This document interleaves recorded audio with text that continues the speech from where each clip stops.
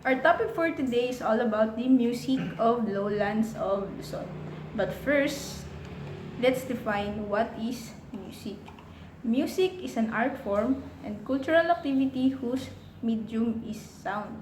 It can be also the vocal or instrumental sound that can combine together to produce a beauty of form, harmony, and expression of emotion.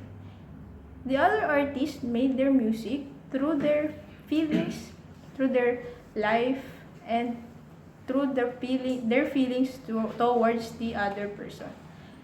Here's the elements of music. First is the melody or pitch organization. When you say melody, it is the succession of sounds and silences through time. When you say succession, ito po yung pagkasunod-sunod ng melody sa isang sound. Next is the rhythm.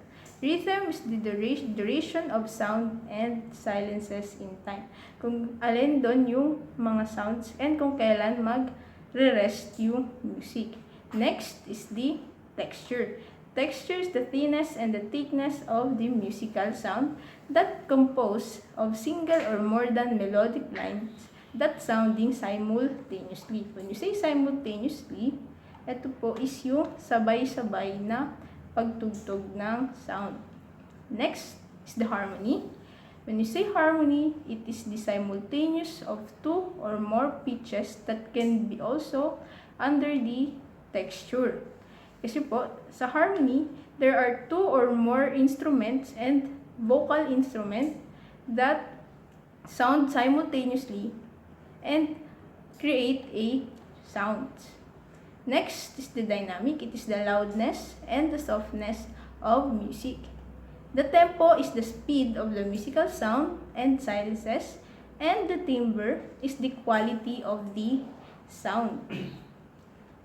Let's proceed to the main topic. It's all about the music of the Lowlands. What is folk song? Folk song is a lyric that tells about the daily aspect of the life. It can be fast and lively. Here are some of the examples of famous folk song in our country. Daliron-liron sinta, Magtanimay di biro, Sit-sit-sit, Alibangbang, Paro-parong bukid, and Tatlong bibe. The vocal music can be performed by one or more singer, with or without accompaniment, because in vocal music, the main focus is the singer. Here are the groups in the Luzon. First is in the Ilocos, Pangasinan, Pampanga, Calabarzon, Mimaropa, and the Bicol region. In the Ilocano, they are famous with their song Pamulinawen. It is a folk song that talks about the woman named Pamulinawen to whom the man is singing.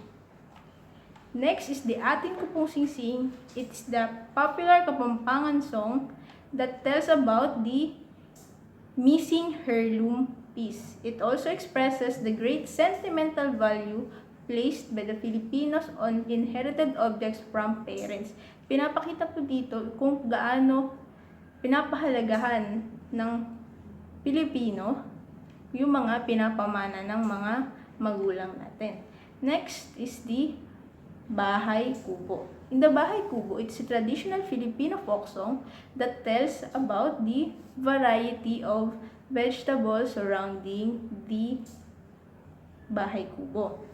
Next is in the Bicolano, their popular folk song is the Sarumbanggi. It is written by Potenciano Gregorio Sr. and it is written in Albay more than 100 years ago. Another vocal music is the liturgical music. When you say liturgical, it is related to religious ceremony. It includes a tradition of both ancient and modern. It is also well known as part of Catholic Mass. What is Mass? Mass is one of the names which a sacrament in Eucharistic is commonly called in the Roman Catholic Church.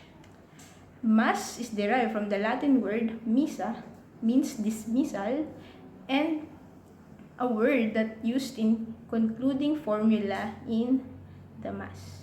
Here is the example of sacred music or the Mass in Latin translated into Filipino and English.